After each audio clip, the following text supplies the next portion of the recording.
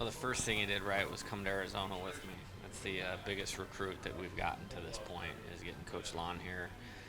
22 major league pitchers. The experiences he's had with successful teams and pitchers is second to none in college baseball. Um, and we work at it. I mean, this isn't just go out and, hey, this guy looks like this kind of hitter and call the game. I mean, we've watched 5 to 6 games of every team that we've played here and try to expose weaknesses, work off our pitcher strengths, and he's combined those to do a great job calling games. From our starting pitchers, and they have done things really, really well.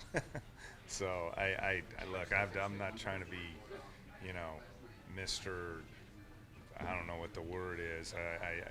Like I said, man, these kids are going out there in front of 25,000 people and keeping their wits about them and not being scared and throwing strikes. And this is a great ballpark to do it in, and you'll be rewarded if you throw strikes. You're just talking about Nathan Bannister losing all that weight over the summer. How much has that helped him, and how much is that a testament to his work ethic? Well, it's obviously helped him. I mean, he's had arguably the best season of any pitcher in the country this year.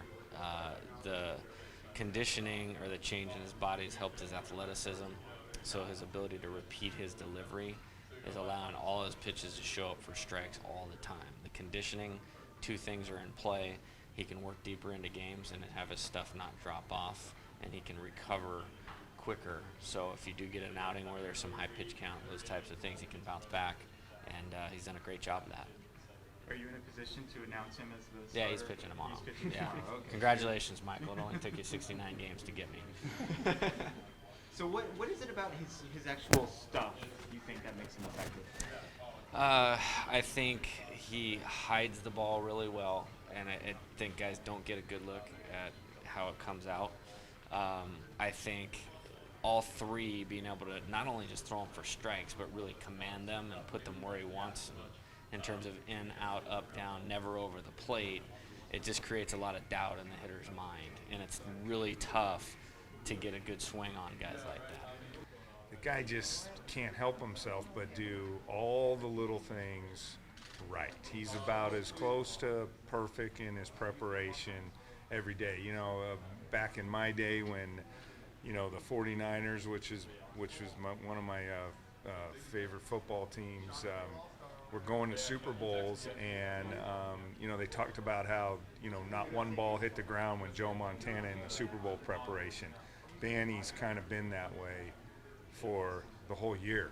So hopefully, whenever it is he pitches again, he can keep that rolling. There's a point last night where we could have pinch hit and done some things once they went to Betancourt, who was really good. I mean, he was really good.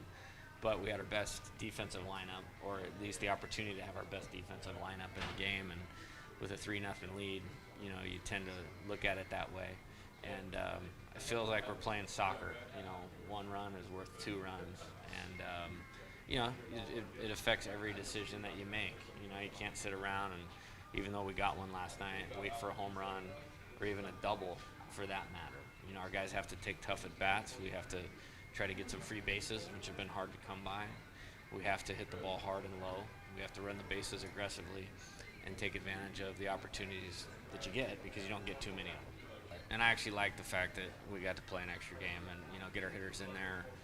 It'll be our 4th game here in Omaha. Everybody should be accustomed to the 22 to 25,000 people in the stands, and just I think the state of readiness will be really good for our team.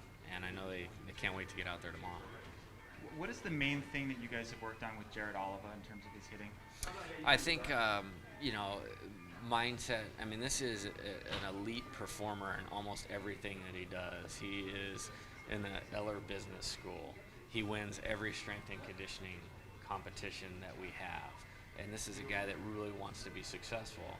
When baseball, sometimes that can be a bad thing in terms of putting a little too much pressure on yourself. And so I think his mindset has really improved.